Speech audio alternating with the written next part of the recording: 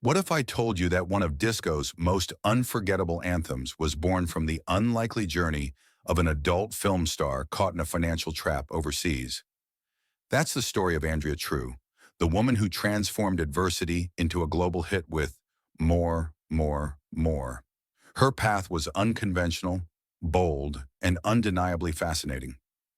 Andrea Marie Truden, later known to the world as Andrea True, was born on July 26, 1943, in Memphis, Tennessee. She was the only child of Slovenian immigrants. Her father worked as an engineer, and her mother once sang professionally before running her own business. Andrea showed an early passion for the arts, studying classical piano and earning high marks from a respected Italian conservatory during childhood. By her teenage years, she was already hosting a local television program and gaining recognition for her creativity and drive. In her late teens, Andrea married briefly, but their relationship ended in divorce. Seeking independence, she moved to New York City with hopes of breaking into acting and music. To support herself, she began performing in nightclubs and occasionally appeared in small acting roles. It wasn't easy, and mainstream success proved elusive. When offered the chance to perform in adult films, she accepted, viewing it as a way to gain experience in front of the camera and make a living. Under the stage name Andrea True, she quickly became a recognizable figure in New York's adult cinema scene during the early 1970s. Her film career, while controversial, gave her visibility and connections. But Andrea's true ambition was music. That dream took a surprising turn when she traveled to Jamaica to film commercials. Political restrictions in the country prevented her from wiring her earnings back to the United States. Faced with losing the money entirely, Andrea made a bold decision.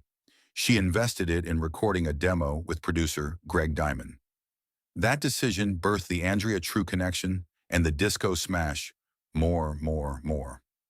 Released in 1976, the track exploded onto the dance scene. With Tom Moulton's remixing Magic, the song climbed the Billboard Hot 100 to number 4, topped the U.S. disco chart, and hit number 1 in Canada. International audiences embraced it too, with chart success in the UK, Germany, and Australia.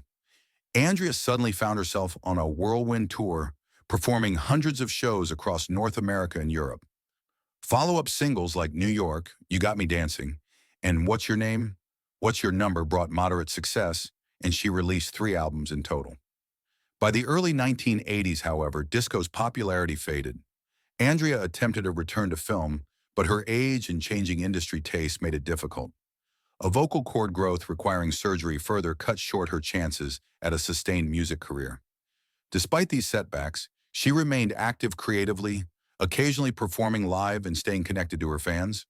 Her disco classic never truly disappeared. In the 1990s, Canadian group Len sampled More, More, More in their hit Steal My Sunshine, reintroducing Andrea's voice to a new generation. She also appeared in several VH1 specials celebrating disco and one-hit wonders, cementing her place in pop culture history. Later in life, Andrea embraced quieter pursuits, including counseling and spiritual work, while living in Florida and New York. On November 7, 2011, she passed away from heart failure in Kingston, New York, at the age of 68. Andrea once said she wanted to be remembered not for controversy, but for the pleasure she gave people through her music. And she succeeded. Every time More, More, More plays on a dance floor, her bold and fearless spirit echoes on.